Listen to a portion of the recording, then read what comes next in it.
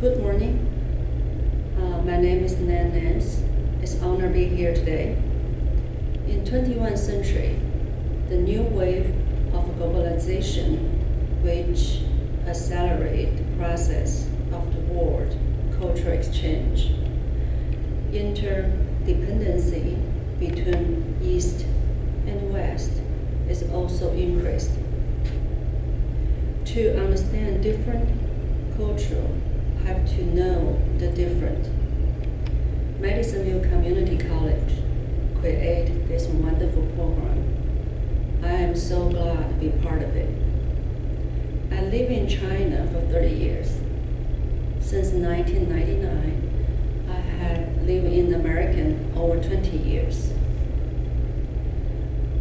I do have some personal understanding for the East Asia culture. I will use my personal view in next 30 minutes to introduce the East Asia culture from social style, lifestyle, family relationship, and food to explain East Asia culture. Before I start my presentation, I'd like to show the Asia picture first, Asia map first, to give us some geographic idea. Asia is the biggest continent with 60% world population. From a geographic division, as seen on the map, divide by 6 divisions. East Asia, including Mongolia, China, Japan, Korea, and North Korea. Southeast Asia, including Vietnam, Cambodia, Myanmar, Indonesia, Malaysia, and Singapore, and some island country also. In South Asia, including India, Pakistan, Afghanistan, Bhutan, and Nepal. India is well known with the second largest population in the world. In West Asia, it's including Iran, Iraq, Israel, Jordan, Kuwait, Lebanon, Turkey, and Syria. Its most popular location is a conflict region, like everybody know, they call it Middle East. In Central Asia, including Kazakhstan, Tajikistan, they once belonged to Russia. They call the Soviet Union before 1991 Christmas. In Soviet Union, this country, after Soviet Union breakdown, separate, those countries become to independent. No more Soviet Union, they call it Russia. From map, you look north, very north top is North Asia. That's Russia territory. But Russia is not belong to the Asia. Why they're not belong to the Asia? Because the most of their politic and industry and financial city in the Europe. So Russia belong to Europe. But they never join any EU or Schengen, those Europe company. The Russia just done by himself. Now, let me explain why I'm use East Asia for today's subject. Before I start my subject, I post this picture on the screen. Can you tell the difference? Are they same? Those 18 pictures with the random China shuffle in with the Chinese, Japanese, and the Korea. The group picture I found it from University of Rochester. They study what extent Chinese, Japanese, Korea face can be classified. First, they post number of facial image. Then they trade state-of-art nerve computer network with those images. They're able to achieve a accuracy around 75.03% in classification. But with the actual human accuracy, only 38.89%. So if you cannot classify those pictures, who is Chinese, who is Japanese, who is Korea, don't be upset. Have 70% of people in your group. Me too. I have a hard time to explain. Even myself is Chinese. The picture tells us they are similar.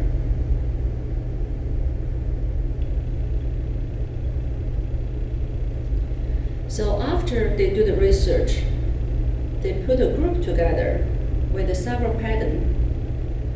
Seem like easy to identify which group is Chinese. So from top line, first line is Chinese, middle line is Japanese, and bottom line is Korea. Those faces, they do look similar. There are widely shared impression.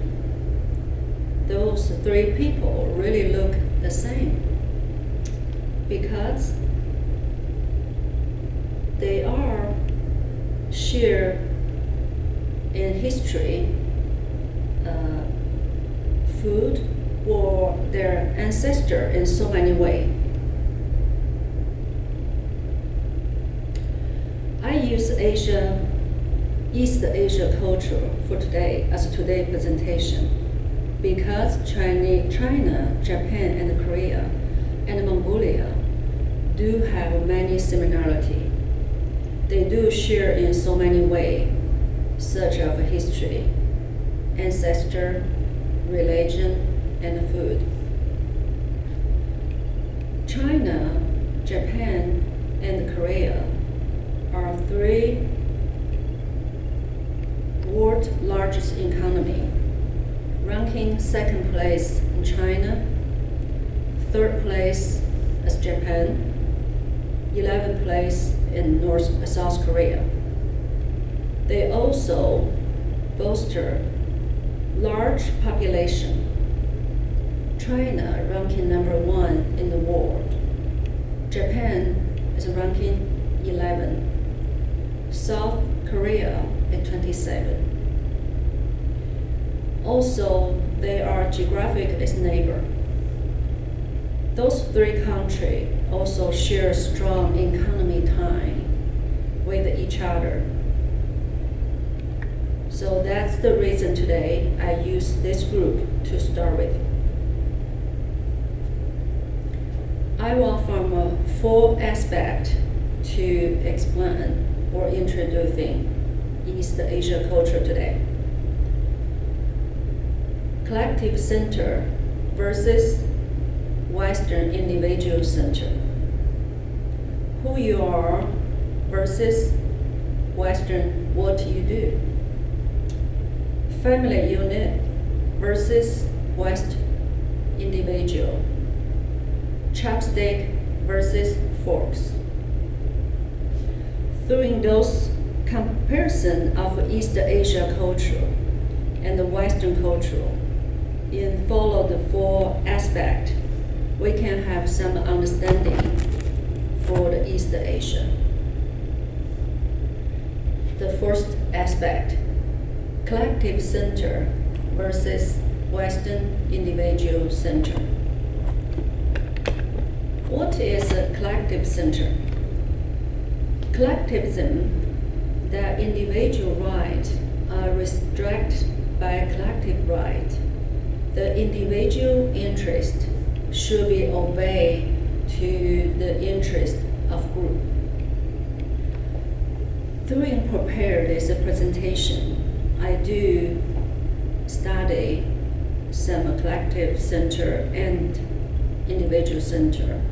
I found this picture is well represent East and West. So blue stand for the Eastern, for the Western. Red stand for East. Individualism and the collectivism refer to the relationship between the individual and the group in society.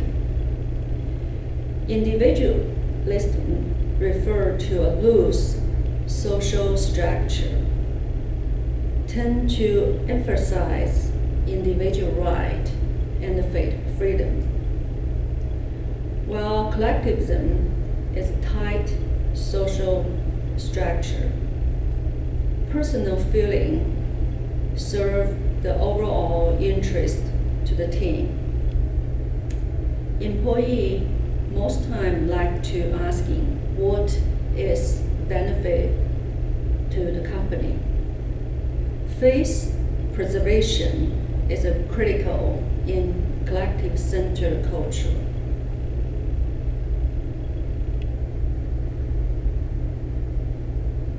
During my presentation, I do found those picture is represent an East culture, uniform culture.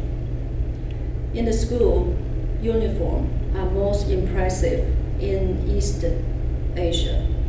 Doesn't matter in China, Japan, or Korea. Student in the school wear the uniform. So on the first picture on the left is the kids wear dark uniform. It's a middle school student. They are doing exercise in between the class. They all wear uniform. They exercise together. So they are part of group. And another picture is elementary school student. They wear the same uniform and they're doing the exercise between the class. So in beginning of the education, this is the root deep in their mind. They are group. They are represent their school. Those pictures were taken in Madisonville in 2019 in July. We are welcome 8 Dongying Middle School students come to Madisonville for summer camp. Dongying City is Madisonville's sister city. We welcome those 8 students come to Madisonville. They school prepared only 8 of them uniform with the school logo. When they're together, they represent the school. It's not for themselves. So when they wear uniform, Mr. Mayor Cotton have welcome dinner for them. They all present the party with the uniform proudly. The manner is very similar. They are, as beautiful kids. You can say they are well behaved. And another picture is last day. Those kids take in Learning Center of Madisonville with the American kids. You can see our American kids freely posed on the floor. For those Chinese kids, they are amazed, thinking, oh my gosh, they take picture, can pose like that. And that day, nobody wear a uniform. You can see they do have some personality in their face. So that's a uniform culture, very impressive. So next example is my personal experience. I was working for a Japanese company for 1 year. After work, sometimes we go out, have social drinking or dinner. When we sit down the table, if a first person order beer, everybody order beer. You don't want to order wine, you don't want to order anything else. You want to be part of group. Because in Asia culture, they don't want to become a stranger. They don't like to be isolated. They want to be the group. So after first drink, you can order whatever you want. Remember, next time if you social with your Japanese or Chinese friend, do the same. So from my personal view, is a collectivism emphasize individual interests or obey to the collective interest. Individuals are part of a group. Emphasize responsibility and the structured behavior of their group member through their minority. So from after this point, we go next aspect. Second aspect is who you are versus question, what do you do?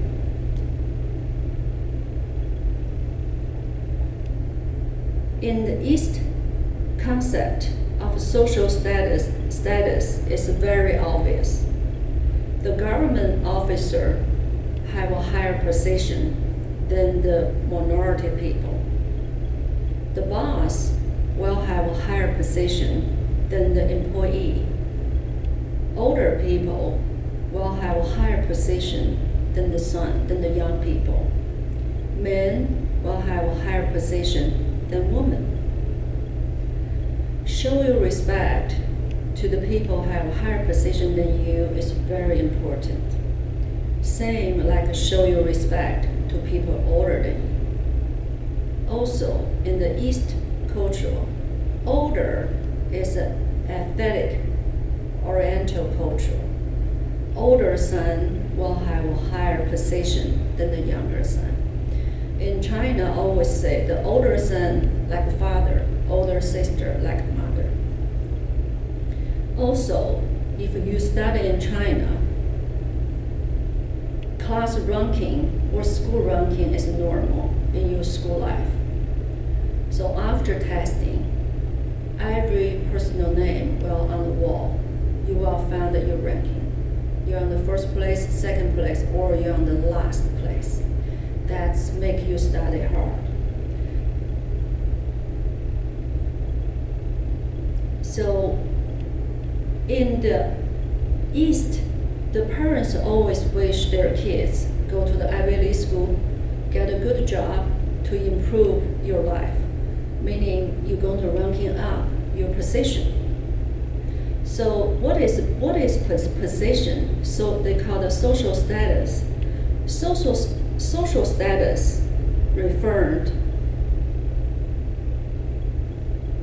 Okay, that's a history. Social status referred to the honor a person receive in society because based on your social class. Social status different from a social position. Social status can be determined in the two ways.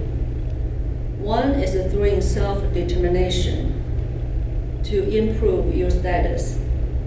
You get a good education, get a good job to achieve your personal goal.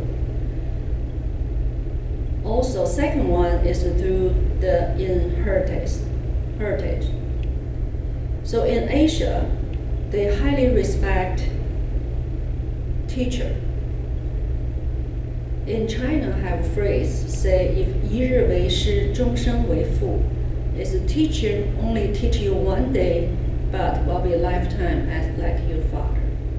So that is explain why in East, like Chinese, Japanese, or Korean parents wish their kids go to the good school to get a good job because it's going to ranking up your status.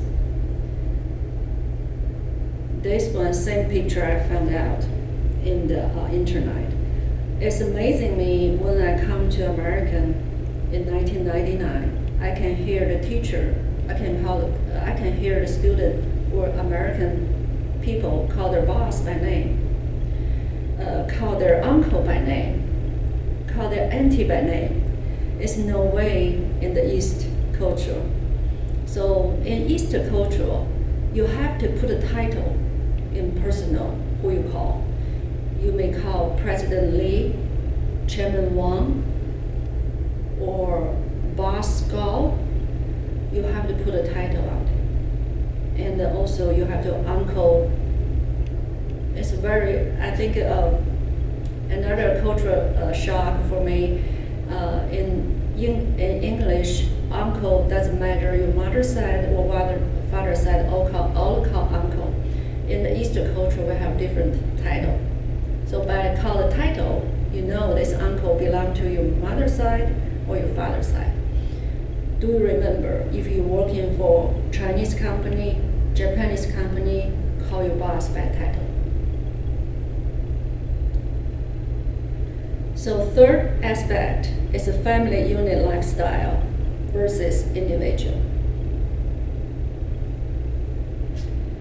In long time ago, past decade, and social society system was not perfect in the East. The family were interdependent to each other. That was important for several families living together. They can share a limited source like labor, money, and land is going on. In ancient Asia, emphasize on 4 generations under one roof, or families living together are the happy family. Two or three generations living together still can be seen today.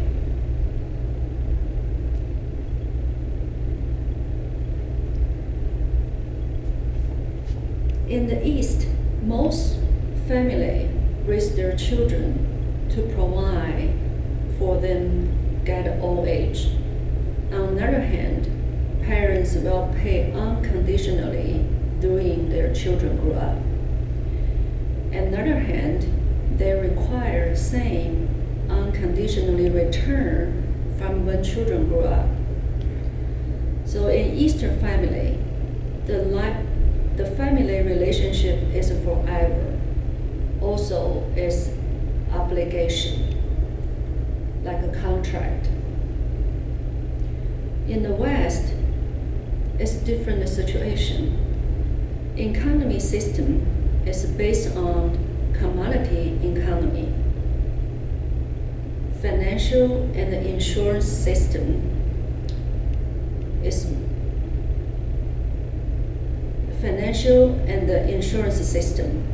ethic that make relationship between parents and the children far less strong, replaced by financial and the insurance market. Parents and the children have more equal relationship, just like friends.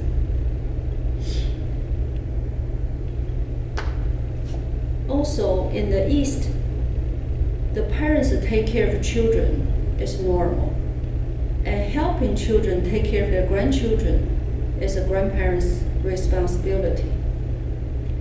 For the Western, while parents will enjoy their life, the kids will have equal position than the parents.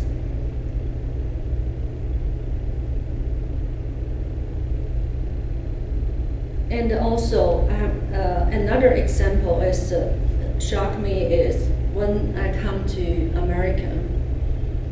In every restaurant, they have a child meal menu. So children have right to order their own meal. In the East culture, the children no right to order their meal. The parents order for you. Because parents pay all of your education, you grew up, every cost, they think they own you. They order for you, they make a decision for you, they make a choice for you. No matter you go to work, you go to school, you got even marriage. That's a different culture from my personal view. So last aspect is chopstick versus fork.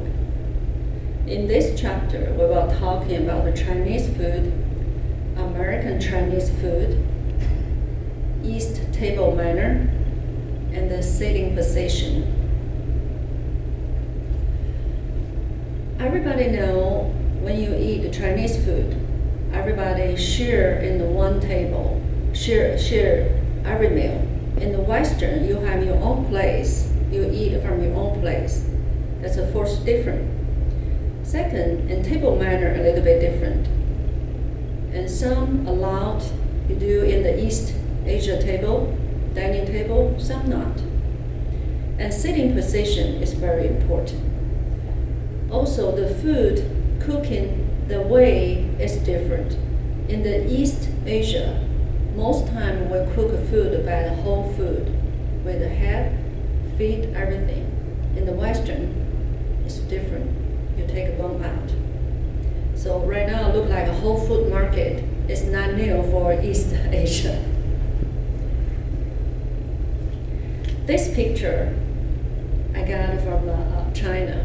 It's a Peking duck. It's more like a national duck, a national dish for China. They call Peking because the Peking city is well-known capital. They're cooking by a whole duck with the head, with the feet, with the bone. After finish cooking, they present to the table. They slide on the table, and then you can eat by your hand. Fish. In the East culture, no matter where you go, you always can see some fish head or whole fish. This fish is a steamed fish with a fish head and fish tail. That's very important to know. When the fish present to the table, if a fish head face to you, you will be the one highly respected person in the table. You should appreciate that. A friend of mine traveled with me to China. She is American. She looked at the fish, she cannot eat it. She said, "Nan, I cannot eat it. The fish look at me, scare me." That's a different cultural things. Another personal experience for me, when I was 25 years old, I have a chance to visit the Beijing Olympic team cafeteria. It is my first time eat the fish without the bone. I was shocked. I never know fish can eat without the bone.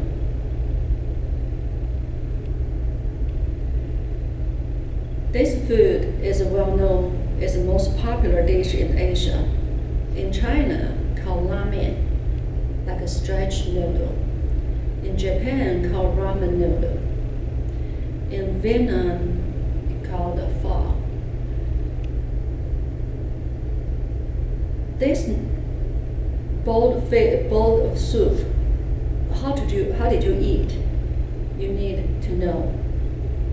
When you eat this bowl of soup, you need to eat with a big, loud slurping sound with it to show you appreciation, how good they are. I'm sure if you are in your American family have dinner, if you slurp your soup, you'll be in trouble. That's a different manner. Those food is called American Chinese food. Before I come to America, I never known fortune cookies, sweet sour chicken, General Tao chicken. What is a crab ragoon? I never heard about it. But those American, you can order in American Chinese restaurant. But when you eat with a Chinese friend, when you eat in the real Chinese restaurant, please do not order those food.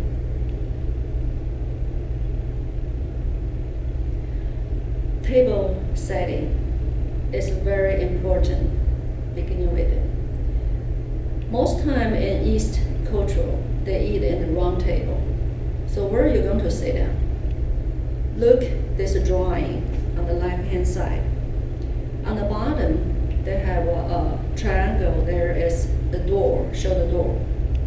So hoster was sitting in the 12 o'clock position, face to the door. The hoster always sit down, face to the door. Then important guests will sit down the hoster left hand and the right hand. And the next guest will be follow the order. Like if I'm going to invite Paula come to my home for dinner, so I will sit down the 12 o'clock position. And Paula and her husband will sit down next to me, left hand and right hand. Her children will sit down next to them, just go on for next guest. My husband will sit down the 6 o'clock position, back to the door. So if you visit Chinese family or eat with a Chinese friend in Chinese restaurant, do not just sit down, waiting for the host to tell you where you're going to sit down. Show your respect. Chapstick. Like most Western culture, no, the chapstick is eat with Chinese food, Japanese sushi, or Korean food with it. Most people know how to use the chapstick, but please remember for next few tips, do not do with the chapstick. Do not hit the dish with the chapstick. Not like Western culture, you can use your knife, hit the glass and say, hey, calm down, let's get a speech. Do not do that with the chapstick. Do not mess around with the dish. If you're not sure which dish you go for, please think about it. When you make a decision, pick up your chapstick, just go for it. Do not mess around. Do not bite and lick chapstick with your mouth. That's very bad manner. When you on the dining table, when you're talking, please do not use chopstick point to the people. And do not use a single chopstick eating. That's bad manner also.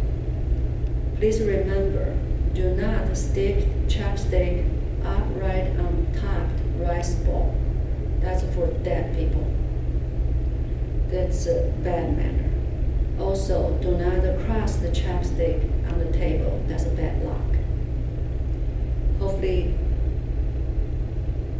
so everybody we can remember that. So from a 4 aspect, I pretty much finished my presentation today. So the influence of Asia culture on the world, as everybody you know, today Asia, right now, today, in today's Asia, today's world, Asia is both vibrant and a conflict region. Vibrant like a economy so booming in China and Japan, conflict like Middle East. It also is a religion proud and a rich culture. Three of the world's 4 major religions birthplace in Asia: Buddhist, Islam, and Christian. The world's 4 major civilizations, 3 of them from Asia: ancient Indian civilization and the ancient Babylon civilization, ancient Chinese civilization. Asia civilization have major impact in the past and will play a similar role in the future. So I will end my presentation today. I will welcome everybody. If you have any question, please email me by nsnllc@gmail.com. Welcome to chat.